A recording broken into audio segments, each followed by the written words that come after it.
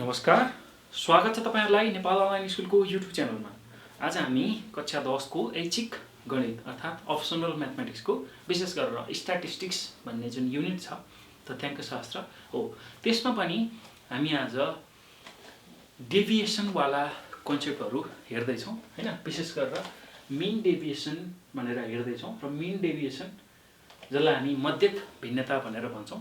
मध्यक भिन्नता र कस्तो खालको चाहिँ श्रेणीमा हेर्दै छौं भन्दाखेरि एउटा निरन्तर अथवा अविच्छिन्न जसलाई हामी कन्टिन्युअस सिरिज भनेर भन्छौं हो त्यसमा चाहिँ कसरी हामीले मीन डेभिएसन निकाल्ने हैन, मध्यक भिन्नता कसरी निकाल्ने र त्यसमा पनि मध्यक भिन्नता अब एउटा त मध्यिकाबाट निकाल्न सकिन्छ, मध्यिकाबाट निकाल्न सकिन्छ हैन, अनि अर्को भनेको मध्यकबाट निकाल्न सकिन्छ, मीनबाट पनि निकाल्न सकिन्छ। एउटा चाहिँ मिडियनबाट निकाल्न सकिन्छ, एउटा चाहिँ मीनबाट निकाल्न सकिन्छ हैन। त्यसकै बारेमा चाहिँ हामी चर्चा गर्छौं, कसरी चाहिँ त्यसलाई निकाल्ने होला र हामीले कस्ता खालका सूत्रहरू प्रयोग गर्नुपर्छ भन्ने कुराहरू बुझ्छौं र यसै सूत्रहरूलाई प्रयोग गरेर चाहिँ हामीले हिसाब गर्नुपर्ने हुन्छ हो। त्यही भएर यसको बारेमा चाहिँ हामीले राम्रोसँग बुझ्नुपर्ने हुन्छ है त।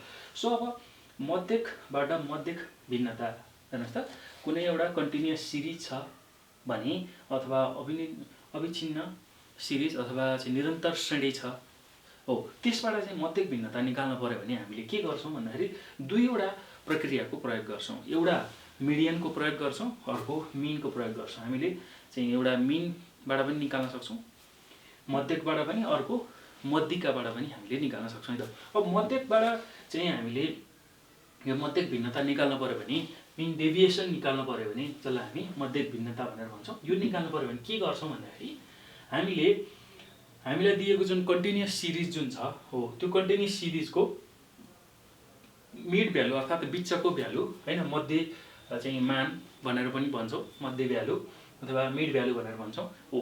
त्यो मिड भ्यालुलाई हामीले के गर्छौं निकाल्छौं। त्यो मिड भ्यालु निकालिसकेपछि अर्को हामीले के गर्छौं भन्दाखेरि त्यसको मीन पनि निकाल्छौं है त। मध्यक पनि निकाल्छौं, त्यसको मीन पनि निकाल्छौं, मध्यक पनि निकाल्छौं समेसन fm/n गरेर।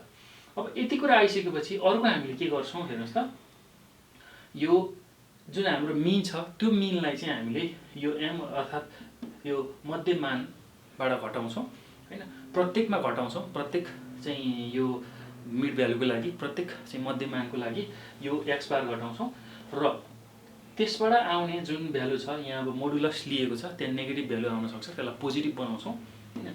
त्यो गरिसकेपछि त्यसलाई चाहिँ f सँग मल्टिप्लाई गर्छौं। f भनेको हाम्रो चाहिँ फ्रिक्वेन्सी हो अर्थात बारम्बारता हो योसँग मल्टिप्लाई गरेर चाहिँ त्यसको सम अर्थात टोटल भ्यालु चाहिँ लिन्छौं है त। f into m minus x बार को चाहिँ हामीले टोटल भ्यालु लियो भने त्यसलाई चाहिँ यसरी समेसनको रूपमा चाहिँ लेख्न सक्छौं है त। र यसलाई n ले डिभाइड गर्यौं भने हामीले चाहिँ मीन डेभिएसन निकाल्न सक्छौं। केबाट भन्दाखेरि चाहिँ मीनबाट है त। यति कुरा चाहिँ हामीले यसमा जान्नु पर्ने हुन्छ, बुझ्नु पर्ने हुन्छ। त्यस्तै गरेर अब मीन डेभिएसन फ्रम मिडियन चाहिँ कसरी निकाल्ने त भन्दाखेरि मीन डेभिएसन फ्रम मिडियन निकाल्नलाई हामीलाई चाहिँ यो सूत्रको आवश्यकता पर्छ र यसमा हामीले जहिले पनि मिडियनलाई चाहिँ निकाल्नु पर्ने हुन्छ र कुनै एउटा कन्टिन्युअस अथवा निरन्तर अथवा अविच्छिन्न श्रेणीमा मिडियन निकाल्नको लागि हामीलाई पहिला त्यसको चाहिँ के चाहिन्छ भन्दाखेरि त्यसको स्थिति चाहिन्छ, पोजिसन अफ मिडियन चाहिन्छ, जसलाई चाहिँ हामी n/2 पदले चाहिँ जनाउँछौं हैन। n/2 पद, n/2 त हो, अब कतिौं पद हुन्छ त्यो त n को भ्यालु कति हुन्छ त्यसमा भर पर्छ र जनरली निकाल्ने सूत्र भनेको n/2 हो है त।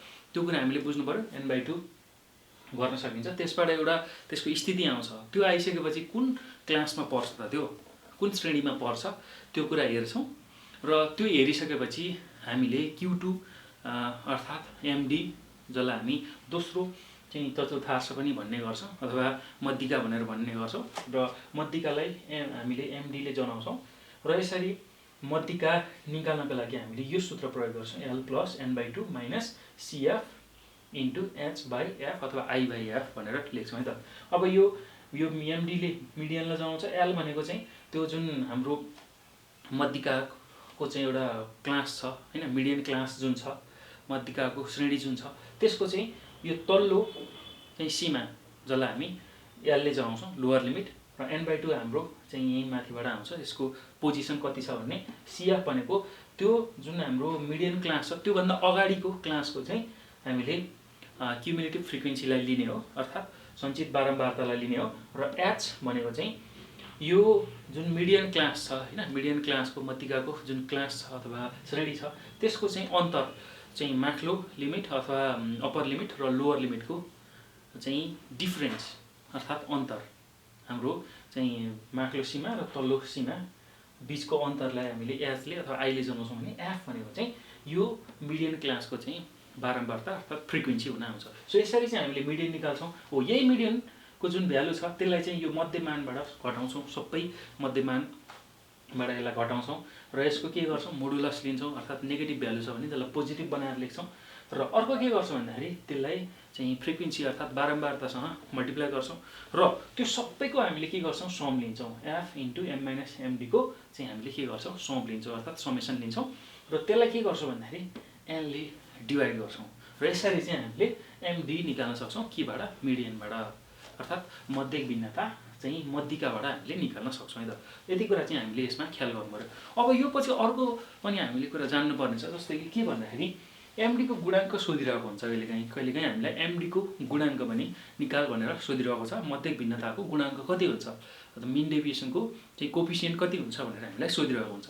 त्यो बेलामा चाहिँ हामीले के गर्ने भन्दाखेरि एमडीको गुणाङ्क निकाल्नको लागि एमडीलाई मध्यकले अथवा मिनले चाहिँ भाग गर्ने है त। एमडीलाई चाहिँ मध्यक अथवा मिनले भाग गर्ने। हाम्रो जुन यहाँ माथि आएको मध्यक भिन्नता छ त्यो मध्यक भिन्नतालाई के गर्ने त्यही मध्यकले चाहिँ डिभाइड गर्ने भाग गर्ने है त।